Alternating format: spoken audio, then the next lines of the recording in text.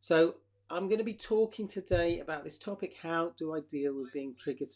I'm going to talk about why do we suppress our and internalize our responses. I did do a Facebook Live on that topic a couple of weeks ago, so do check that out. Claire saying she can see and hear. Thank you. That's really all important. And what we need to do to break this pattern, why it's important. Hi Angie, nice to see you. And how doing so can actually enhance our energy. So imagine someone responds in a way that triggers discomfort. And it may be something you said, it may be something you did, or it may have come out of nowhere. I always remember when I was a student sitting in a pub with some friends and we were talking about an issue, and a friend of mine turned to me in quite an aggressive way and said, "I know what you think about this topic." And I was a bit taken aback because I thought, well, actually, you don't. You're making assumptions. But I noticed that even though I hadn't even said anything, I kind of internalized the aggression that she was throwing at me. I could feel tension in my body, and that was a habitual pattern.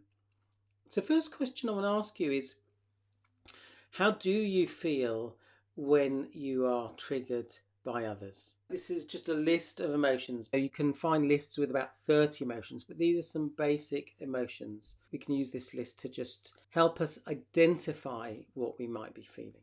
But the question is, how do you feel? Are there some common responses when you feel triggered? I know for me that if I feel triggered by something that someone says or does, then I can feel some tension in my body, I can feel some discomfort. And actually, I notice I feel some confusion. It's as if I'm sort of responding, going, what's going on here? And partly because I'm not really tuning into my feelings, I feel like I'm quite ungrounded. So yeah, feel free to just share, put in the chat what are the feelings that you generate when you get triggered by someone. So let's just go to the iPad, and I want to talk about, first of all, the mistakes that we make when we get triggered. And these are not things that we're doing necessarily consciously, but I notice there's a few things that keep coming up when I talk to clients about this issue. First of all, when someone responds to us in a way that triggers us, people often take the view that the other person is right and we are wrong. Okay, let me know if that resonates. The second mistake is that my feelings or emotions don't matter. So Angie says, I shut down and feel a knot of suppressed energy and can't talk. So thanks for sharing that, Angie. I can relate to that. Definitely in my past. Getting better at it, but there is still room for improvement. Okay. And the third thing is that we don't acknowledge and honor our feelings. Okay. And therefore we don't express those feelings. Now, the consequences of that relates to what Angie's just shared. Okay. Consequences is that if we don't address our emotional response, then we internalize those feelings, and that can result in, that it affects our energy. That's a little battery. You have to use your imagination when it comes to my drawings, and that's going to hinder recovery, and that actually just reinforces unhealthy relationships. Okay, because I think Eleanor Roosevelt said we teach others how to treat us. Angie says, yes, others are in authority. I'm back with my domineering mother. Yeah, okay. So it's often has its roots in the past. So what are the benefits if we do address this? So one is that we are setting boundaries, okay? And that reinforces healthy relationships. If we do that, then we can feel good. It makes us feel empowered, and it can actually be energizing. Again, that's a battery. I completely understand and appreciate that if we're not used to doing that, then it can feel a bit scary. But if it can feel like we're taking a step out of our comfort zone. But if we practice it, then our confidence grows, and actually it takes up less energy doing that. Just becomes more naturally. Our physiology, our mind, our body, and our brain get used to doing it. Okay. From a Chinese medicine perspective, we get sick when we restrict our blood flow. And there's many ways of doing that, but one way that Chinese medicine recognizes is suppressing our emotions. Claire says, I experience some triggers more severely, though. I can feel intense fear at the point my nervous system shuts down. And it might not be anything bad that is happening in the present. I think that's what you meant. Okay, so thanks for sharing that. Yeah, sometimes it is really powerful. Okay, I'm sure a lot of people have experienced that. I know I have that. Sometimes I would get, when I suppressed my feelings, it resulted in whole body tension that really depleted my energy. Okay, so let's talk about what we need to do. That's focusing on the why. Let's focus on the what we need to do. So the first thing I think is really important is that we need to understand the dynamics of the situation. I think the second thing that's really important is that we do need to practice acknowledging our feelings, acknowledging our authentic responses. Now, we don't have to start with all the big stuff, we can just start with the small stuff. When I work with some clients, they say they're really not good at acknowledging their feelings. Some clients are really not good at that, and so we start really small. And I say, how good are you having a drink when you're thirsty? How good are you at eating when you have sensations of hunger? And some people are really not good at that. I remember one client saying she ignores her body when it's telling her she needs to go to the loo and then has to rush to the loo. We need to practice that. So let's talk about how do we do that? Okay, so I want you to imagine two people. So imagine a scenario where I say to you, let's say we're about to meet, and I say, look, when we meet, can you bring my book back? And you turn up. Let's imagine we were meeting in the pub in the days when we could do that.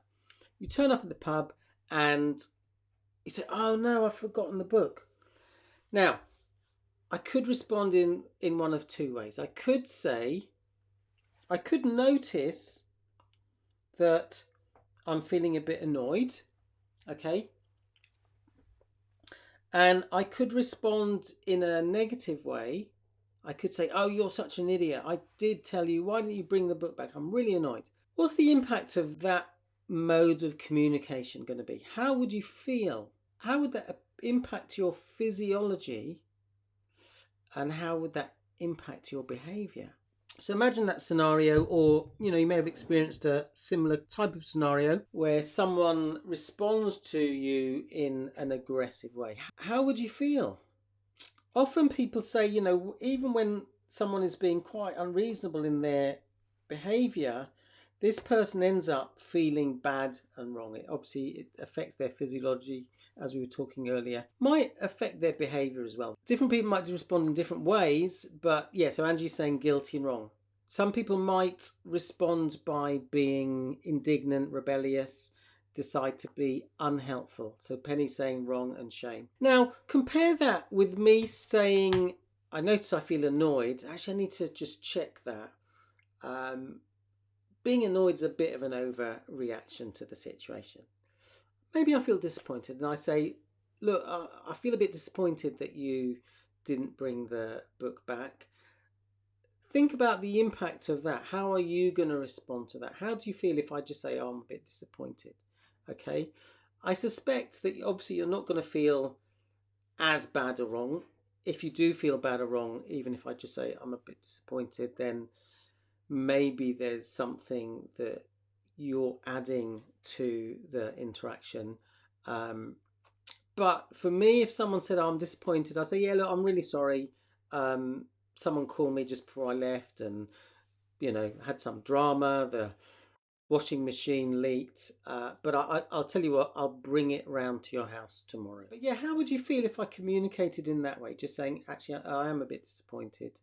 But yeah, never mind. I had this experience on Twitter a while back. I created a post where I said, and it was talking about in relation to MECFS. I said, if it's not impossible, it's 100% possible. And I got some quite animated responses to that tweet. And some people misunderstood what I was saying because some people were talking about probability, and actually probability is different to possibility. And I remember one person saying, you're just stupid. And I kind of thought, what is going on there? And it's like, I was thinking, well, maybe, obviously what I've said has triggered them in some way, and they've moved from their feeling to actually having a thought, which is a negative thought, which is I'm stupid, okay? And they're kind of projecting that onto me. And so I was thinking, what's going on there? And the sense I made of it is, if we understand that behind a judgment is a feeling, and often behind our feelings is fear, and a core fear that we all have as human beings is that I won't be loved, I'm not lovable. And so I thought, well, maybe this person's saying, well, oh, if you're saying it is possible and I haven't achieved it, then maybe I'm bad or wrong. And therefore, if I'm bad or wrong, I'm not lovable, and that causes me pain. An alternative for me to feeling this pain is to move to my head. I have a thought, you're stupid, and that avoids me having that pain. Because as human beings, we all want to avoid pain and experience pleasure. So remember, how people behave is information about them. How we respond is information about us. When someone says something to us that's a bit aggressive, judgmental, we could say, I'm bad. Okay? Or we could say, actually, even if I've said something that's triggered another person, even if I've made a mistake, I'm okay. We might look at that whole dynamic and recognize they haven't got the processing skills to identify this emotion, process this emotion. They've actually gone to their heads, they've gone to judgment, and that's why they're projecting their feelings, their emotions onto me. If we go back here, so that's the first strategy, is to really start to unpick the dynamic. And I've shared some thoughts about how to do that. Second thing I think is really important is to really practice acknowledging and honouring our emotions. As I say, you don't have to start with the big stuff. You can start small. And part of that is, when I work with people, we're working on self-esteem. We're working on assertive communication, which helps people acknowledge and honour their feelings. And the third thing I really encourage you to do is to really model great behaviour in this context. So if you see someone who's responding in kind of positive ways. I always remember when my nephews were younger, they'd misbehave, and my brother-in-law was always very calm. He said, look, I'm getting angry now. And they'd stop what they were doing and they would kind of look up and realise they had to modify their behaviour, just because he dealt with it in a very relaxed way. So if you do see someone responding in a way that you think, oh, that's really good, make a note of it. Remember what they did. Practice it. I remember having a conversation with someone, wonder if they remember this conversation, where I would say some comment that wasn't very helpful, and they practiced just saying, oh, is that how you see things? I see things differently. If I share a feeling that I don't feel comfortable about the way you're talking to me right now, and they might say, oh, your feelings aren't important, and we practiced just repeating the statement, I stand by my remark, or I stand by my statement. So let's pause there, but I want you just to share what is a takeaway from what I've shared in this short Facebook Live. Do feel free to pop it in the chat. And if you like, we'll finish with a brief relaxation. Angie saying, acknowledge my feeling. Excellent. Claire saying, make a habit of noticing my feelings. Yeah. And yeah, it's so important. It is a superpower. Okay. I think being able to identify our emotions and then know how to process and communicate them is a really useful skill. Okay, so I've got a few yeses. Penny saying, I recognize that the feeling wrong can be at the core fear of not being loved. Yeah, excellent. Okay. And actually that always is a mistake. Okay. Even if I have made a mistake, even if you have made a mistake, you're not wrong. Okay? You're not a bad person. Sometimes I do daft things. That does not make me a bad person. But I used to think, oh, I'm a bad person because I did something stupid or whatever.